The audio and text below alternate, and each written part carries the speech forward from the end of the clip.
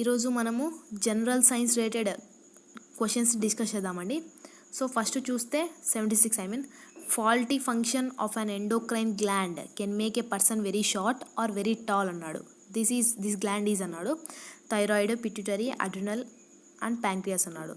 So ఏంటంటే మెయిన్గా growth వరకు మనకు హార్మోన్కి సెక్రెట్ చేసే గ్రోత్ హార్మోన్ ఏంటంటే పిట్యూటరీ గ్లాండ్ అనమాట. ఇదేంటంటే గ్రోత్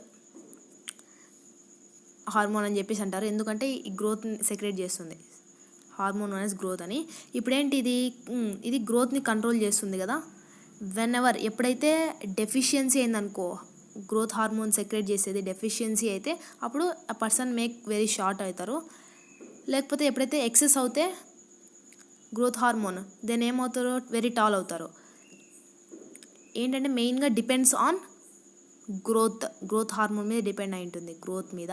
ఇంకోటి ఏంటంటే ఇది మాస్టర్ గ్లాండ్ అని కూడా చెప్పేసి అంటారు. Pituitary gland is also known as master gland, ఎందుకంటే it controls all the other hormones అనమాట.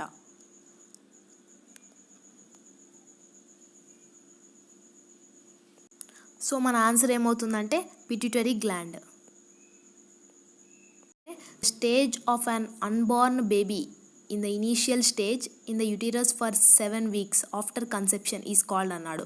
ఏంటంటే దీన్ని ఎంబ్రియో అని చెప్పేసి అంటారు అనమాట. స్టేజ్ ఏంటి, fertilization whenever female reproductive organ and male reproductive organ fertilize అయిపోయిన తర్వాత ఏమవుతుంది, ఒక జైగోట్ ఫామ్ అవుతుంది కదా. బేబీ కన్వర్ట్స్ ఇంటూ కొన్ని మంత్స్ తర్వాత embryo and then complete baby ఉన్నప్పుడు ఫీటస్ అంటారు. సో ఇప్పుడు ఏంటంటే అన్బార్న్ బేబీ అంటే చిన్నగా ఇంకా పుట్టిండ్రు అనమాట. చిన్నగా ఆర్గాన్స్ అందుకు వస్తూ ఉంటాయి. ఆ స్టేజ్ని వచ్చేసి ఎంబ్రియో అని చెప్పేసి అంటారు. ఇప్పుడు మామూలుగా మనం గుర్తుపెట్టుకోవాల్సింది ఏంటంటే ఇది మెటామార్ఫోసిస్ అనమాట. జైగోట్ నుంచి ఫీటస్ వరకు బేబీ యొక్క స్టేజెస్ కదా అదేసి.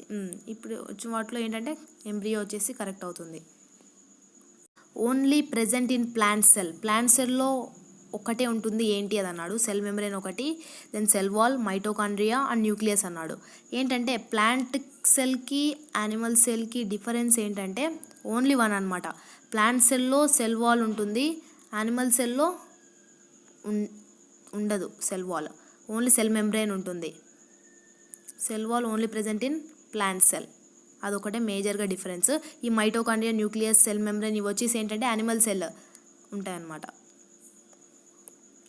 Causes of ringworm in humans are అన్నాడు. రింగ్ వామ్స్ వల్ల కాజెస్ ఏంటి హ్యూమన్స్లో అని చెప్పేసి ఏంటంటే ఫంగల్ ఇన్ఫెక్షన్ వస్తుందన్నమాట.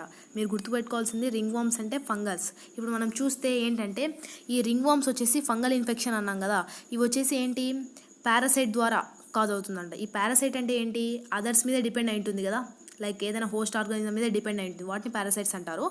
అవి ఏంటి skin top most layer, outer layer of skin మీద ఉంటాయన్నమాట ఈ పారాసైట్స్ అని చెప్పేసి. ఇవి human to human direct transmit అవుతాయి అదర్ పర్సన్కి. లేదా ఈ ఫంగల్ ఇన్ఫెక్షన్ వచ్చేసి ఆల్రెడీ ఇన్ఫెక్ట్ అయిన పర్సన్స్ ఉంటారు కదా, వాటి నుంచి ఫిజికల్ కాంటాక్ట్ లైక్ స్కిన్తో కాంటాక్ట్ ఏమైనా ఉన్నాయనుకో వాళ్ళకు కూడా ఈజీగా పాస్ అవుతుంది, స్ప్రెడ్ అవుతుంది. మనం గుర్తుపెట్టుకోవాల్సింది కాజెస్ ఆఫ్ రింగ్ వామ్ అంటే ఇన్ హ్యూమన్స్ వచ్చేసి ఫంగల్ ఇన్ఫెక్షన్స్ అనమాట. మైక్రో ఆర్గానిజమ్స్ కదా ఇవన్నీ, ఇచ్చిన వాటిని బ్యాక్టీరియా, నెమాటోడస్, వైరస్ ఇవన్నీ మైక్రో ఆర్గానిజం అనమాట. Which A tadpole develops into A adult is అన్నాడు. ఆ ప్రాసెస్ని ఏమంటారు. టాడ్పోల్ అంటే ఏంటంటే మీరు చూసింటారు యాంఫిబియన్ ఫ్రాగ్స్ ఉంటాయి కదా, ఫ్రాగ్స్లో స్టార్టింగ్ స్టేజ్ని టాడ్పోల్ అంటారనమాట. చిన్నగా ఉంటాయి అవి, ఎగ్స్ నుంచి చిన్నగా చేంజ్ అవుతా వచ్చేసి అడల్ట్గా వస్తుంది కదా, ఇమ్మెచ్యూర్ ఫామ్ నుంచి అడల్ట్గా అవుతుంది కదా. ఈ ప్రాసెస్ని ఏమంటారంటే ఫర్టిలైజేషన్, ప్లాంటింగ్, మెటామార్ఫసిస్ అండ్ బడ్డింగ్ అన్నాడు. మెటామార్ఫసిస్ అనమాట. ఏంటంటే మెటామార్ఫసిస్ అంటే ట్రాన్స్ఫర్మేషన్ అనమాట, చేంజ్ అవ్వడం. ఇమ్మెచ్యూర్ ఫామ్ అంటే ఏంటి, చిన్న బేబీ నుంచి ఏదైనా కావచ్చు అడల్ట్కి ఫామ్ అవుతుంది కదా, ప్రాసెస్ని మెటామార్ఫిస్ అంటారు. మనం బటర్ఫ్లై తీసుకుంటే ఫస్ట్ క్యాటర్పిల్లర్ స్టేజ్ నుంచి పూప అని చెప్పి ఒక్కొక్క స్టేజెస్ ఉంటాయి కదా, లాస్ట్కి బటర్ఫ్లై అవుతుంది. అట్లా ఏదైనా అనమాట. ఈ టాడ్పోల్ ఫ్రాగ్స్ నుంచి చూసుకుంటే చిన్న ఎగ్స్ ఉంటాయి, ఎగ్స్ నుంచి ఒక మనకు సైకిల్ లాగా ఉంటుంది అనమాట. అది ఒక్కొక్క ఫామ్లో వచ్చి లాస్ట్కి అడల్ట్ అవుతుంది. సో మెటామార్ఫిస్ అని చెప్పేసి అంటారు. 81 క్వశ్చన్ చూడండి. కర్కుమా లోంగా ఈజ్ ద సోర్స్ ఆఫ్ అన్నాడు. ఏంటంటే ఇది ఏంటి టర్మరిక్ అని చెప్పేసి అంటారనమాట. టర్మరిక్ అని, ఆల్సో నోన్ యాజ్ టర్మరిక్ అనమాట. ఇది మెయిన్ సోర్స్ వచ్చేసి టర్మరికే. అదేంటి టర్మరిక్ని ఇండియన్ సాఫ్రాన్ అని కూడా చెప్పేసి అంటారు. ఇది మెయిన్గా మనం ఏం యూజ్ చేస్తామంటే ఒక ఇంపార్టెంట్ స్పైస్గా యూజ్ చేస్తాం, లైక్ చిల్లీ, సాల్ట్ అట్లెట్లనో ఇది one of the turmeric use చేస్తారు. At the same time antibiotic కూడా యూజ్ చేస్తారనమాట మెడిసినల్ పర్పస్ కింద. ఓకేనా. So curcuma longa is the source of ఏంటంటే టర్మరిక్. నెక్స్ట్ వచ్చేసి 82 చూడండి. The longest cell in the human body అన్నాడు. హ్యూమన్ బాడీలోనే లాంగెస్ట్ సెల్ అన్నాడు. అదేంటంటే ఆప్షన్ చూస్తే స్పర్మ్ ఒకటి, egg, muscle cell, nerve cell. మనకి ఈజీగా చెప్పేచ్చు కదా. నర్వ్ సెల్ ఏంటంటే లాంగెస్ట్ సెల్ అనమాట. ఏంటి మనకు చూస్తే బ్రెయిన్ నుంచి టో దాకా కనెక్టివిటీ ఉంటుంది. సో లాంగెస్ట్ సెల్ ఏంటంటే nerve cell. The method of heating of water is అన్నాడు. 83 క్వశ్చన్ చూస్తే ఏంటంటే హీటింగ్ ఆఫ్ వాటర్ వచ్చేసి మెథడ్ ఏంటి అన్నాడు.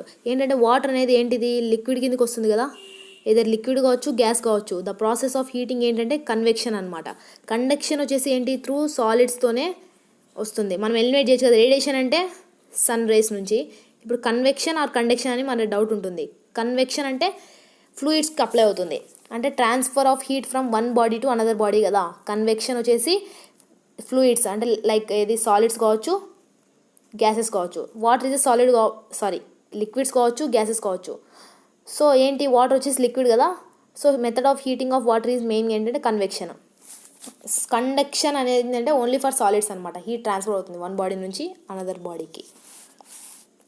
సో 84 క్వశ్చన్ చూడండి. The force exerted on unit area is called అన్నాడు. సో డైరెక్ట్ బిట్టే కదా. Force exerted on unit area F/A. F/A అంటే ఏంటి, ప్రెజరే కదా. Force per unit area is nothing but pressure అనమాట. ఈ క్వశ్చన్ చూడండి. As shown in the figure, if 3 persons PQR draw an object with equal force then the direction of motion of the object will be అన్నాడు. ఏంటి, 3 persons ఉన్నారు కదా, PQR వచ్చేసి ఏం చేసినారు, ఈక్వల్ ఫోర్స్తో ఒక ఆబ్జెక్ట్ని పట్టుకున్నాం అనమాట, డ్రా చేసినారు. కాకపోతే అది ఏ డైరెక్షన్కి వెళ్తుంది అనేది క్వశ్చన్ అనమాట. ఇప్పుడు చూస్తే ఇదే నా ఫిగర్. ఇప్పుడు ఏంటి ఏమన్నాడు ఇక్కడ, Q ఒక సైడ్, R ఒక సైడ్ అండ్ P ఒక సైడ్. అంటే Q వచ్చేసి ఏంటి లెఫ్ట్ సైడ్కి, R రైట్ సైడ్కి అండ్ P వచ్చేసి వర్టికల్గా అప్వర్డ్కి. ఇప్పుడు చూస్తే ఏ డైరెక్షన్ మూవ్ అవుతుంది అన్నాడు ఆబ్జెక్ట్. ఇప్పుడు మనం ఈజీగా చెప్పచ్చు కదా. ఏంటి, నెట్ ఫోర్స్ వచ్చేసి ఏమవుతుంది, net force is equal to 0 కదా. ఎవరికి, Qకి Rకి. ఎందుకు, కమ్స్ అండర్ బ్యాలెన్స్డ్ ఫోర్స్ కదా. ఎందుకంటే ఆపోజిట్గా వచ్చినప్పుడు ఈక్వల్ డిస్టెన్స్లో పెట్టినప్పుడు రెండు నెట్ ఫోర్స్ 0 అవుతుంది. సో దీని నుంచి ఏ ఎఫెక్ట్ రాదు వీళ్ళిద్దరి నుంచి Qకి Rకి ఏ ఎఫెక్ట్ ఉండదు. సో ఖచ్చితంగా ఆబ్జెక్ట్ వచ్చేసి P వైపు వెళ్తుంది, upward in the vertical direction. So option 3 వచ్చేసి కరెక్ట్ అవుతుంది అనమాట. మనం ఫోర్సెస్ 2 టైప్స్ గుర్తున్నాయి కదా. వాటిలో ఇప్పుడు మనం ఏదైనా చూస్తే ఈక్వల్ ఫోర్సెస్ ఆపోజిట్గా ఉన్నప్పుడు 0 అవుతుంది అనమాట నెట్ ఫోర్స్. కాబట్టి వాటి 2 డైరెక్షన్స్ పోకుండా అదర్ ఏదైనా డైరెక్షన్ ఉంటే అది పోతుంది. ఇప్పుడు ఇచ్చిన వాటిలో 1 ఉంది, అప్వర్డ్ ఉంది కదా, vertically upward north side. So P డైరెక్షన్లో వెళ్తుంది అనమాట ఆబ్జెక్ట్. చూస్తే ఏంటి, whose unit is hertz. Hertz వచ్చేసి ఎవరి యూనిట్ అంటున్నారు. హెడ్జ్ వచ్చేసి ఏదానికి యూనిట్, ఆప్షన్స్ చూస్తే frequency, dimension, time period, speed కదా. సో ఫ్రీక్వెన్సీకి అనమాట. ఫ్రీక్వెన్సీ యూనిట్ వచ్చేసి హెడ్జ్, అది HZగా రిప్రజెంట్ చేస్తాం కదా. హెడ్జ్ అంటే HZ. ఇప్పుడు చూస్తే డైమెన్షన్ అన్నాడు, it is not. Time period వచ్చేసి, టైం పీరియడ్కి ఏంటి యూనిట్, సెకండ్. స్పీడ్ వచ్చేసి ఏంటి, డిస్టెన్స్ బై టైమ్, అది అవసరం లేదు. ఇచ్చిన వాటిలో యూనిట్ వచ్చేసి యూనిట్ ఆఫ్ హెడ్జ్ అన్నాడు కాబట్టి ఫ్రీక్వెన్సీ అవుతుంది ఫస్ట్ ఆప్షన్. 87 క్వశ్చన్ చూడండి. ఏమన్నాడు ఇక్కడ, the force of attraction between molecules of different substances is అన్నాడు. డిఫరెంట్ సబ్స్టెన్సెస్, ఇది important. Force of attraction between molecules of different substances అన్నాడు. దాన్ని అది డెఫినేషన్ ఇది. ఫోర్స్ ఆఫ్ అట్రాక్షన్ అంటే ఏంటంటే force that pulls the body. ఏంటి, డ్యూ టు అట్రాక్షన్ వల్ల బాడీని పుల్ చేస్తుంది అనమాట దగ్గరికి. దాన్ని ఫోర్స్ ఆఫ్ అట్రాక్షన్ అంటారు. ఈ force of attraction between different substances is known as adhesive force అంటారు. ఫోర్సెస్ 2 టైప్స్ ఉంటాయన్నమాట. ఒకటి కొహెసివ్ ఫోర్స్, అడ్హెసివ్ ఫోర్స్ అని చెప్పేసి. కోహెసివ్ ఫోర్స్ అంటే ఏంటంటే force of attraction of molecules of same substances కావచ్చు. ఫర్ ఎగ్జాంపుల్ ఇప్పుడు మనం లిక్విడ్ తీసుకున్నాం అనుకోండి, లిక్విడ్లో మాలిక్యూల్స్ ఉంటాయి కదా, ఆ మాలిక్యూల్స్కి ఉన్న ఫోర్స్ ఆఫ్ అట్రాక్షన్ సేమ్. ఎందుకు సేమ్? సేమ్ సబ్స్టెన్స్ తీసుకుంటున్నాం, దాన్ని కోహెసివ్స్ ఆఫ్ ఫోర్స్ అంటారు. లైక్ ఇప్పుడు లిక్విడ్స్లోనే టూ మిక్స్ చేద్దాం. లైక్ ఇప్పుడు ఆయిల్ ఫ్లోట్స్ ఆన్ వాటర్ కదా, అట్ ద సేమ్ టైం కింద వాటర్ ఉంటుంది. ఆ రెండు చూస్తే ఏంటంటే డిఫరెంట్ సబ్స్టెన్సెస్, వాటి ఫోర్స్ ఆఫ్ అట్రాక్షన్ని అడ్హెసివ్ ఫోర్స్ అంటారు. సో డిఫరెంట్ సబ్స్టెన్సెస్ యొక్క ఫోర్స్ ఆఫ్ అట్రాక్షన్ ఏమంటారు? Adhesive force. ఈ క్వశ్చన్ చూస్తే ఎలక్ట్రోస్కోప్ కదా. Electroscope is device ఏదానికి? To check the heart beat, to check blood pressure, to find the electric charge, to test the electron అన్నాడు. So electroscope వచ్చేసి electric charge find అంటే flow of కరెంట్ని use చేసేది electroscope అనమాట. మనం చూస్తే heart బీట్కి ఏంటిది? Pulse rate అని చెప్పేసి అంటారు, పల్స్. ఇంకోటి బ్లడ్ ప్రెజర్కి స్పిగ్మోమానోమీటర్ అని చెప్పేసి అంటాం కదా, అలా. చూస్తే the heat use to convert ice into water is అన్నాడు. ఇప్పుడు వెన్ ఐస్ వాటర్గా అవ్వడం అంటే దట్స్ మెల్టింగే కదా. ఇప్పుడు చూస్తే స్పెసిఫిక్ హీట్ అన్నాడు, సీక్రెట్ హీట్ ఆఫ్ ఎవాపరేషన్ అన్నాడు, లేటెంట్ హీట్ ఆఫ్ మెల్టింగ్ అన్నాడు, అండ్ నన్ ఆఫ్ దిస్ అన్నాడు. సో ఐస్ అనేది వాటర్గా చేంజ్ అయితే ఇట్స్ ఏంటిది? మెల్టింగ్ అని. సో మనకు చూస్తే మెల్టింగ్ ఏంటి? లేటెంట్ హీట్ ఆఫ్ మెల్టింగ్ అని చెప్పేసి అంటారు. ఓకేనా అండి? క్వశ్చన్ చూడండి, which of the following is not A compound అన్నాడు. అసలు ఏంటి కాంపౌండ్ అంటే ఏంటి? మోర్ దాన్ 2 మాలిక్యూల్స్ ఉంటే కాంపౌండ్ అవుతుంది కదా. లైక్ ఇప్పుడు కాస్టిక్ సోడా చూద్దాం. కాస్టిక్ సోడా అంటే NaOH అనమాట. సో 2 ఉన్నాయా? ఓకే. ఆలం చూస్తే KAlSO4 టేకెన్ ట్వైస్ 12H2O అనమాట దాని ఫార్ములా వచ్చేసి. అది కూడా మోర్ దాన్ కాంపౌండే, మోర్ దాన్ 2 ఉన్నాయి. నెక్స్ట్ సిలికా వచ్చేసి SiO2, సిలికాన్ ఉంది, ఆక్సిజన్ ఉంది. ఓకే. నెక్స్ట్ గ్రాఫైట్ చూస్తే ఓన్లీ కార్బనే అనమాట, ఓన్లీ కార్బన్. సో ఇదే మన ఆన్సర్ అవుతుంది, గ్రాఫైట్. చూస్తే ఇందులో 91 చూడండి, ఐరన్ ఓర్ ఈజ్ అన్నాడు. ఐరన్ ఓర్ ఏంటి అన్నాడు. ఇందులో వీటిలో ప్రతి ఒక్కదానికి ఒక్కో ఫార్ములా ఉంటుంది కదా, అందులో ఐరన్ మనకు Fe కనిపించేది ఎక్కడ అన్నాడు. బాక్సైట్ చూస్తే ఏంటిది? ఓర్ ఆఫ్ అల్యూమినియం అనమాట. సో ఎలిమినేట్ చేయొచ్చు. నెక్స్ట్ డోలమైట్ వచ్చేసి ఏంటంటే మెగ్నీషియము. క్యాలమైన్ వచ్చేసి ఇది జింక్ ఓర్ అనమాట. సో మ్యాగ్నెటైట్ ఏంటిది? Fe3O4. సో ఫెర్రస్ ఉంది కదా, ఐరన్. ఆప్షన్ 4 అవుతుంది. 92 క్వశ్చన్ చూడండి, acid containing carbon atoms C ఉన్నది ఏది అన్నాడు. హైడ్రోక్లోరిక్ యాసిడ్ అన్నాడు. HCl కదా, హైడ్రోజన్ క్లోరిన్ ఉంది, నాట్ కార్బన్. ఓకే, ఎలిమినేట్ చేయండి. నెక్స్ట్ ఫార్మిక్ యాసిడ్ అన్నాడు. ఫార్మిక్ యాసిడ్ అంటే CH2O2 అనమాట. సో కార్బన్ ఉంది కదా, ఇదే మన ఆన్సర్. నెక్స్ట్ చూద్దాం, నైట్రిక్ యాసిడ్ HNO3. ఇందులో కూడా లేదు, హైడ్రోజన్ నైట్రోజన్ ఉంది. బోరిక్ యాసిడ్ వచ్చేసి H3BO3 అనమాట. ఇందులో కూడా బోరాన్ ఉంటుంది, బోరాన్, నాట్ కార్బన్. సో మన ఆన్సర్ ఫార్మిక్ యాసిడ్ అవుతుంది. ఫార్మిక్ యాసిడ్ ఫార్ములా ఏంటి? CH2O2. 93 క్వశ్చన్ చూడండి, Fe2O3 + 2Al gives rise to Al2O3 + 2Fe అన్నాడు. ఇచ్చిన రియాక్షన్ ఏంటి అంటున్నాడు. మనకు రియాక్షన్స్ 4 టైప్స్ ఉంటాయి కదా, combination, decomposition, displacement, double displacement అని చెప్పి. ఇప్పుడు చూస్తే ఏంటి ఇక్కడ? అల్యూమినియం Fe2O3 ఉంది, ఇది వచ్చేసి ఏమైంది? సపరేట్ అయిపోయి Al2O3 కాంబైన్ అయిపోయినాయి, డిస్ప్లేస్ అయింది కదా, దీని ప్లేస్ ఇక్కడ, దాని ప్లేస్ అక్కడ. అంటే Fe2O3 వచ్చి సపరేట్ అయిపోయి Al2O3తో కంబైన్ డిస్ప్లేస్ అయిందనమాట. డిస్ప్లేస్ అంటే ఏంటి? ప్లేస్ చేంజ్ అయిపోయింది. సో ఏంటంటే బి వస్తుంది displacement reaction. Fe2O3 + 2Al gives rise to Al2O3గా చేంజ్ అయిపోయి Fe ప్లేస్ని డిస్ప్లేస్ చేసింది కదా, ఏది? Al. సో డిస్ప్లేస్మెంట్ రియాక్షన్ అవుతుంది. క్వశ్చన్ చూస్తే, which of the following elements is not a component of stainless steel అన్నాడు. స్టెయిన్లెస్ స్టీల్లో కాంపోనెంట్ కాంది. కాంపోనెంట్ అంటే స్టెయిన్లెస్ స్టీల్ వచ్చేసి మేడప్ ఆఫ్ అల్లాయ్ అనమాట. అల్లాయ్ అంటే ఏంటి? మిక్చర్ ఆఫ్ మెటల్స్ కదా. ఇప్పుడు మనం చూస్తే అంటే 2 మెటల్స్ని మిక్స్ చేసి 3 or 2 లేదా మోర్ ఒక కాంపోనెంట్ చేస్తారనమాట. ఇప్పుడు మామూలుగా స్టీల్ వచ్చేసి ఏంటంటే అల్లాయ్ ఆఫ్ ఐరన్ కార్బన్ వచ్చేసి. ఇప్పుడు స్టెయిన్లెస్ స్టీల్ అన్నాడు, ఇది వచ్చేసి క్రోమియం ఉంటుంది, కార్బన్ ఉంటుంది, నికెల్ ఉంటుంది, ఐరన్, అట్లా కొన్ని some పర్సంటేజ్తో ఇస్తాడనమాట.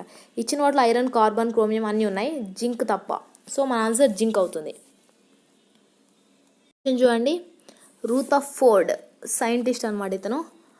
Alpha particle dispersion experiment eventually led to the conclusion that, అతను ఏమి ఇచ్చాను లాస్ట్ కన్క్లూజన్ అంటే mass and energy are related అని చెప్పినాడా, లేకపోతే position of electrons around the nucleus is అన్నాడా, the neutrons are buried deep inside the nucleus. Fourth వచ్చేసి the point of reflection can be accurately determined by the substance అన్నాడా. లాస్ట్కి ఇతను ఏంటంటే atom చాప్టర్లో అనమాట సైంటిస్ట్, ఇదేంటి ఎలక్ట్రాన్స్ పొజిషన్ చెప్పినాడు అనమాట. ఏంటి న్యూక్లియస్ చుట్టూ ఎలక్ట్రాన్స్ ఆర్బిటాల్ పొజిషన్లో రొటేట్ రివాల్వ్ అవుతూ ఉంటాయి అని చెప్పేసి పొజిషన్ ఆఫ్ ఎలక్ట్రాన్స్ గురించి చెప్పినాడు. సో బి వచ్చేసి కరెక్ట్ అవుతుంది. అయితే లౌడ్నెస్ ఆఫ్ సౌండ్ వచ్చేసి డిపెండ్స్ ఆన్, ఏ దాని మీద డిపెండ్ అవుతుంది అన్నాడు సౌండ్ చాప్టర్లో కదా. చూస్తే ఫస్ట్ ఇట్స్ యాంప్లిట్యూడ్ మీద, ఫ్రీక్వెన్సీ మీద, wavelength, none of the above. ఇప్పుడు మనకు చూస్తే ఏంటంటే లౌడ్నెస్ ఆఫ్ సౌండ్, ఇప్పుడు ఏ దాని మీద డిపెండ్ అవుతుంది అంటే యాంప్లిట్యూడ్ మీద డిపెండ్ అవుతుంది అనమాట. ఏంటి, ఇప్పుడు మనం ఒక వేవ్ తీసుకున్నాం అనుకోండి, ఈ డిస్టెన్స్ ఉంటుంది కదా, నథింగ్ బట్ యాంప్లిట్యూడ్. ఎప్పుడైతే ఈ వేవ్ పెద్దగా ఉన్నింది అనుకోండి, అప్పుడు ఏమవుతుంది, యాంప్లిట్యూడ్ డిస్టెన్స్ ఎక్కువ అవుతుంది. ఎప్పుడైతే యాంప్లిట్యూడ్ ఎక్కువ అవుతుందో లౌడ్నెస్ ఎక్కువ అవుతుంది. Depends on amplitude. చూస్తే ఏమన్నాడు 97, in the figure shown angle of angle of ఇన్సిడెన్స్ని యాంగిల్ ఐతో రిప్రజెంట్ చేస్తాం కదా, దాని వాల్యూ ఎంత, డిగ్రీస్ ఎంత అంటున్నాడు. ఇప్పుడు మనకి ఇచ్చిన ఫిగర్లో యాంగిల్ ఆఫ్ ఇన్సిడెన్స్ ఎంత అంటున్నాడు. ఇప్పుడు మనం చూస్తే ఏంటి, ఇప్పుడు మనము ఇక్కడ ఏంటి చిన్నగా నార్మల్ వస్తుందా, నార్మల్ లైనేనా, ఇది కరెక్ట్గా తీస్తే ఇది నార్మల్ లైన్, క్యాపిటల్ ఎంతో డినోట్ చేస్తాం కదా నార్మల్ అని చెప్పి. ఇది angle of incidence, angle of reflection angle. ఇప్పుడు మనం చూస్తే టోటల్ ఇక్కడ నుంచి ఇక్కడ 60 అన్నాడు, అంటే హాఫ్ కరెక్ట్గా 90 డిగ్రీస్ ఉంటుంది కదా. సో ఇది 30 అవుతుంది, ఇది 30 అవుతుంది. Angle are both are same. ఇప్పుడు యాంగిల్ ఇన్సిడెన్స్ అన్నాడు, యాంగిల్ ఆఫ్ ఇన్సిడెన్స్ ఏమవుతుందంటే 30 డిగ్రీస్. 98 క్వశ్చన్ చూడండి. Porters place on their heads a round piece of cloth because. ఎందుకు హెడ్ మీద, పోర్టర్స్ అంటే ఎవరైనా ఏమంటారు, లగేజ్ని క్యారీ చేసేవాళ్ళు అలా వస్తారనమాట. ఇప్పుడు చూస్తే pressure on their head is increased by doing so, అలా చేయడం వల్ల ప్రెజర్ పెరుగుతుంది. Next pressure on their head is reduce, తగ్గుతుంది. The decrease the area of contact of load with their head, none of the above అన్నాడు. So అట్లా ఏంటి, round piece, rounded shape అంటే round లాగా మొత్తం ఎక్కువ సర్ఫేస్ ఏరియా ఉండి చెప్పి పెట్టుకుంటాం అనమాట హెడ్ మీద. దానివల్ల ఏంటి యూజ్ అంటే ప్రెజర్ తగ్గుతుందన్నమాట హెడ్. ఎందుకు, గ్రావిటేషన్ వచ్చేసి సెంట్రల్లే కదా మనకు యాక్ట్ చేసేది, సెంట్రల్ అంటే మిగతా చుట్టూ సైడ్స్ వచ్చేసి అంత ఎక్కువ అనిపించదు ప్రెజర్. సో ప్రెజర్ వచ్చేసి హెడ్ మీద తగ్గుతుంది అని చెప్పేసి అలా పెట్టుకుంటారు అనమాట రోనిడ్ స్పేస్తో. క్వశ్చన్ చూడండి. ఏ ఫీమేల్కి క్రోమోజోమ్స్ చూస్తే 2X క్రోమోజోమ్స్ ఉంటాయా, లేకపోతే option B 1X and 1Y chromosome, option C 2Y ఉంటాయి, నన్ ఆఫ్ ద అబోవ్ అన్నాడు. ఫీమేల్ వచ్చేసి ఎప్పుడు 2X ఉంటాయి అన్నమాట, క్రోమోజోమ్స్ వచ్చేసి 2X's ఉంటాయి, XX. మెయిల్కి వచ్చేసి XY అని చెప్పి, మెయిలే కదా, మెయిల్ వల్లనే కదా డిసైడ్ అయ్యేది, ఏదర్ బాయ్ ఆర్ గర్ల్ వచ్చేసి మెయిల్ వల్లనే డిసైడ్ అవుతుంది. ఇప్పుడు మనకు ఫీమేల్ అన్నాడు కాబట్టి 2X క్రోమోజోమ్స్ ఉంటాయి. లాస్ట్ చూడండి, లాస్ట్ 100 క్వశ్చన్ కదా, 100th. Which of the following is not part of female reproductive organ. So female reproductive ఆర్గాన్లో ఇచ్చిన వాటిలో అసలు దానికి సంబంధం కాదు, నాట్ ఏ పార్ట్ అన్నాడు. ఏంటి అని చూస్తే ఓవరీస్ ఒకటి, ఫాలోపియన్ ట్యూబ్స్ ఒకటి, యూటిరస్, స్పమ్ డక్ట్ అన్నాడు. సో ఏంటి, ఓవరీస్ ఉంటాయి, పార్ట్ ఫాలోపియన్ అండ్ ట్యూబ్స్ ఉంటాయి. ఇప్పుడు ఏంటి, నాట్ వచ్చేసి ఇదే అనమాట, స్పమ్ డక్ట్. ఏంటిది, స్పమ్ వచ్చేసి మేల్ యొక్క రీప్రొడక్టివ్ ఆర్గాన్ కదా. సో ఫీమేల్కి ఈ స్పమ్ డక్ట్ ఉంది. ఎందుకు, స్పమ్స్ వచ్చేసి ఏంటి, మేల్ నుంచే కదా, మేల్ యొక్క రీప్రొడక్టివ్ ఆర్గాన్ వచ్చేసి స్పమ్, ఇది వచ్చేసి స్పమ్క్ అనమాట. నాట్ ఏ పార్ట్ అంటే స్పమ్ డక్ట్ వస్తుంది. థ్యాంక్స్ అండి ఫర్ వాచింగ్ దిస్ వీడియో.